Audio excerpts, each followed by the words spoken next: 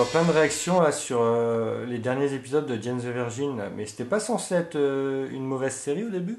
Ça n'a jamais été censé être une mauvaise série, c'était une série plutôt Bah, le à pitch prendre... de début, Oui, mais c'était une excuse-moi. série à prendre au second degré dès le début, façon telenovela. Le pitch était un peu, au premier abord, ouais, un peu niais, un peu étrange. Mais au final, ça s'est très vite, dès le premier épisode, ça s'est avéré être une super bonne série et qui se détache vraiment de ce qu'on peut voir en fait à la télé. En fait, si tu pars dans l'esprit que tu prends tout au premier degré dans Jane the Virgin, clairement tu ne vas pas aimer. C'est que tu pars tout de suite que c'est du second degré et qu'ils ont vraiment voulu tourner ça de manière... en parodiant les telenovelas tout en restant un côté sérieux mais humoristique. Ça a l'air Je sais pas si vous me compliqué quand suivez. même. Non, moi j'ai compris très bien ce que tu voulais Merci. dire. En fait, c'est Jane the Virgin, ça se vit, c'est une expérience. C'est beau. Mais c'est quoi? C'est drôle? C'est triste? C'est drôle, c'est triste en même temps. En fait, c'est vraiment la comédie dramatique de base. Il y a des moments très très drôles par rapport au personnage d'Aurelio par exemple ou à la voix off qui apporte une touche très particulière, mais en même temps c'est des moments tragiques comme l'un des derniers épisodes, l'épisode 10 de la saison 3. Bon, il s'est passé quoi? Vas-y. Alors moi je voudrais juste revenir, c'est mince. que je trouve quand même que la série est plus sur un ton humoristique quand même que dramatique. Enfin même s'il y a du drame, on est d'accord, c'est une série, je sais pas comment dire, comme beaucoup... C'est pas une dramédie, je pourrais pas dire Non, mais c'est t'as une quand dramédie, même- mais... T'as quand même des épisodes T'as des qui sont passés intrigues. de C'est là une comédrame. Ouais, Une comédrame. non. C'est une série qui reste avec des intrigues, avec les codes du drame, tout en jouant quand même sur un ton humoristique. Donc pour moi, l'humour est dominant dans cette série. Oui, en fait. c'est sûr que tu passes plus ton Ah temps à ouais. rigoler qu'à pleurer, clairement. Moi personnellement, Donc c'est elle rend pas léger. triste. Ah oui, c'est une série très légère. Donc en fait c'est un peu comme Ugly Betty à l'époque. Moi, je trouve pas que ce soit comme Ugly Betty parce qu'en fait, Ugly Betty, c'était pas du tout pris au second degré comme peut l'être. C'était pas à prendre au second degré comme peut l'être Jane the Virgin en fait. C'était moins assumé ce côté telenovela vraiment qui est super présent dans Jane the Virgin. C'était pas du tout ça dans Ugly Betty.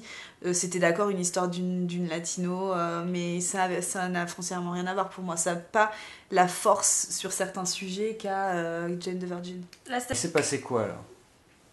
Ben, en fait, attention spoiler. Spoiler En fait, depuis le début de la série, on nous avait laissé entendre qu'un des personnages principaux, donc Michael, qui était le petit ami de Jane, qui est devenu son mari, on le savait déjà qu'il allait y avoir quelque chose qui faisait qu'à un moment ou un autre, il allait mourir. Et du coup, dans l'épisode 10 de la saison 3, il est mort. Mais ce qui était très particulier et ce qui a pris de court tout le monde, et c'est pour ça qu'il y a tant de gens qui en ont parlé, c'est qu'en fait, au lieu, et c'est bien, hein, c'est une bonne chose, au lieu de faire leur promo sur quelque chose, il va se passer quelque chose dramatique comme ça a pu l'être le cas par exemple pour la mort de Derek dans Grey's Anatomy, où on savait déjà avant de voir l'épisode que c'était celui-là, ils ont rien dit, ils ont fait ça dans un épisode qui est en temps normal dans une la série. dernière minute limite. Hein, Oui, donc, puis qui est dans un épisode en temps normal dans une série, quand il se passe un truc de dingue, c'est quoi? C'est le final ou la mi-saison, souvent. Et là, ils ont fait ça dans un épisode voilà, qui était pas du tout... Enfin, personne s'y attendait. Et du coup, en plus, voilà, c'est à la fin. Et c'était un des personnages les plus appréciés de la série. Beaucoup de fans aimaient, quand il y avait encore les team Michael, team Raphaël, c'était vraiment... le personnage préféré de la plupart des téléspectateurs. Bon, ce n'est pas mon cas personnellement, mais du coup la mort du personnage qui redéfinit toute la série parce que elle c'était son mari, donc forcément elle vit son deuil. C'est un truc auquel personne s'attendait. Donc du coup c'est pour ça que ça a augmenté autant de critiques. De réactions, pardon. On savait que ça allait arriver. Je pense que les scénaristes pensaient le tuer bien plus tôt.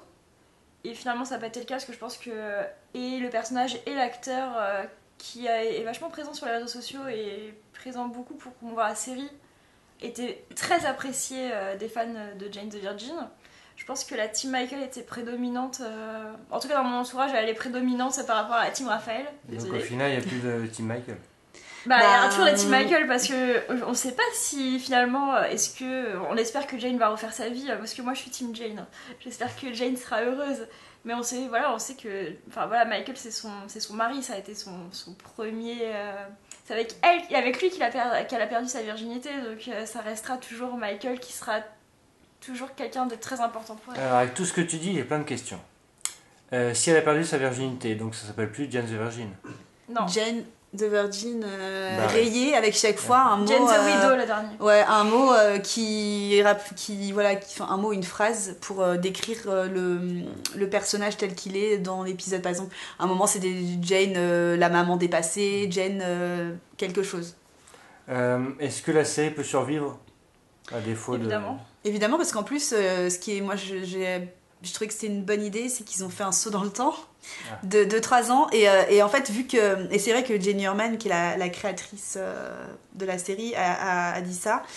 C'est aussi pour permettre, parce que c'est vrai que Jane the Virgin, comme tu disais, même si tu as des moments assez dramatiques, c'est une série qui est très légère, qui apporte beaucoup de bonne humeur, de joie. Et du coup, le fait de faire un saut dans le temps, c'est super positif, parce que ça veut dire quoi? Ça veut dire qu'on n'aura pas Jane qui va pleurer pendant 150 ans. Même si le premier épisode, après le saut dans le temps, et forcément tu es obligé de parler du deuil, et Michael a toujours une place dans sa vie, ce qui est normal. Mais ça veut dire que ça te permet aussi de bousculer un peu tes personnages, et tu ne les retrouves pas en plein deuil, où ça aurait été foncièrement très lourd. Parce que forcément, Jane, le lendemain ou le surlendemain, la semaine d'après la mort de Michael, ça va pas être la fête dans sa vie, tu vois. Donc je trouve que c'est intelligent du coup d'avoir fait le saut dans le temps de cette manière-là. Et je pense que ça peut survivre parce que du coup aussi le saut dans le temps, 3 ans c'est quand même beaucoup, ça a totalement redistribué les cartes par rapport aux personnages. Tu as par exemple Raphaël, qui on l'avait laissé dans l'épisode précédent, voulait aller en prison parce qu'il a fait caché un trafic d'art. Qui appartenait à son père, donc du coup il a été en prison, il en est sorti totalement changé, donc du coup t'as un rapport totalement différent. Et t'as Petra aussi qui est la chef de l'hôtel, qui est devenue maman en saison 2 et que du coup a totalement changé de personnalité aussi. Les parents séparés, ils ont totalement changé, donc au final 3 ans plus tard ça permet de relancer un peu l'intrigue et la série. Et du coup moi je pense que ça peut encore durer, de toute façon c'est renouvelé pour une saison 4, donc c'est toujours la même série quand même, enfin ça vous plaît quand même? Moi j'ai l'impression d'avoir vu, c'était le début d'une nouvelle saison quoi, ce saut dans le temps. Personnellement je suis pas totalement d'accord, parce que je trouve en tout cas je m'attendais à autre chose avec ce saut dans le temps.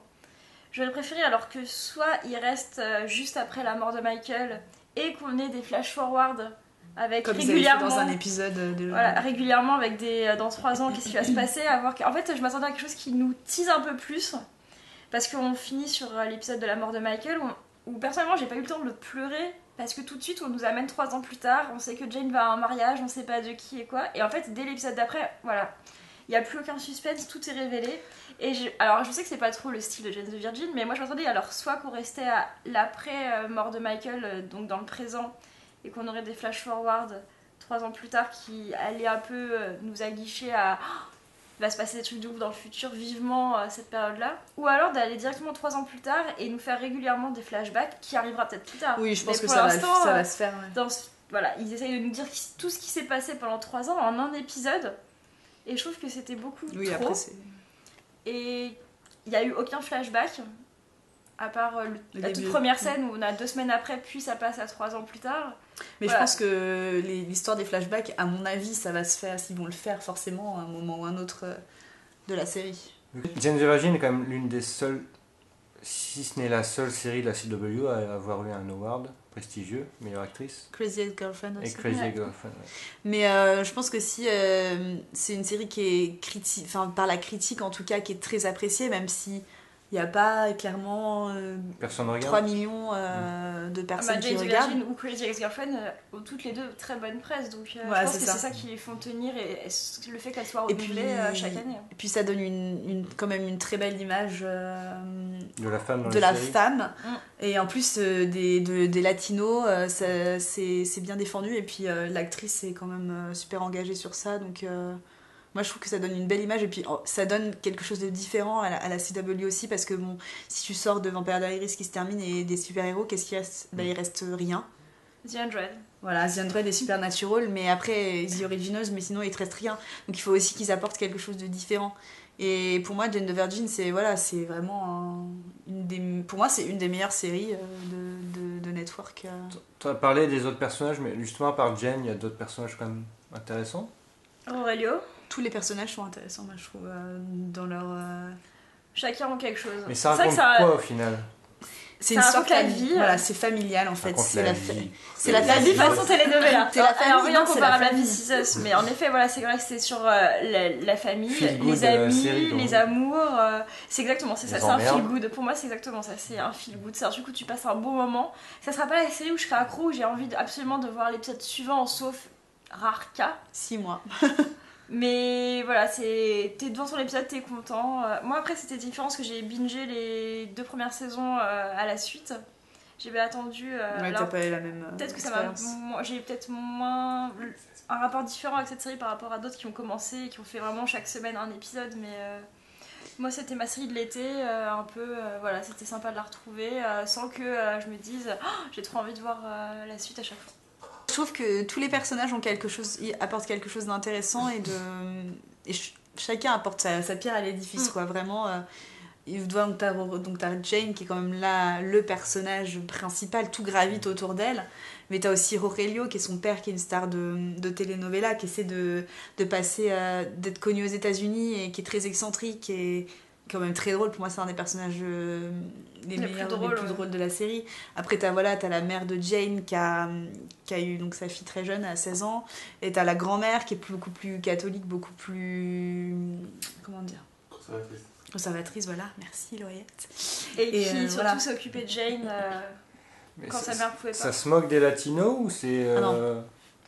Non, pas du Non, tout. ça se moque C'est pas. pas justement. centré sur la vie des latinos, enfin c'est pas. Absolument pas. Non, c'est pas une moquerie, c'est justement plus une mise en abîme, entre guillemets, dans leur vie, mais en même temps, c'est la vie de tout le monde au final, tu vois. Oui, pour moi, C'est c'est pas- sur madame tout le ça monde. peut intéresser À part tout le monde. quelques intrigues qui étaient dans la première saison sur la grand-mère qui n'avait pas de visa. C'est pas sur une communauté en fait. Voilà, non, Absolument c'est pas. pas du tout la communauté, c'est plus la vie en général que. Mais ça peut durer ou pas? Moi je vois pas pourquoi ça ne durerait pas. En tout cas, moi. Tant que l'actrice est là. Ça reste un soap. Moi, je trouve qu'il y a un côté soap dans cette, Ah bah oui. dans cette série qui fait que, comme tous les soaps, ça peut aller infiniment. Après, il faut voir Juste- ce qui. Faut pas qu'ils aillent trop loin, quoi. Ouais, c'est vrai que dans l'épisode 10 aussi, donc du coup, l'épisode de la mort de Michael, il y a les personnages de Rose, qui est donc le grand méchant depuis le début. Un méchant.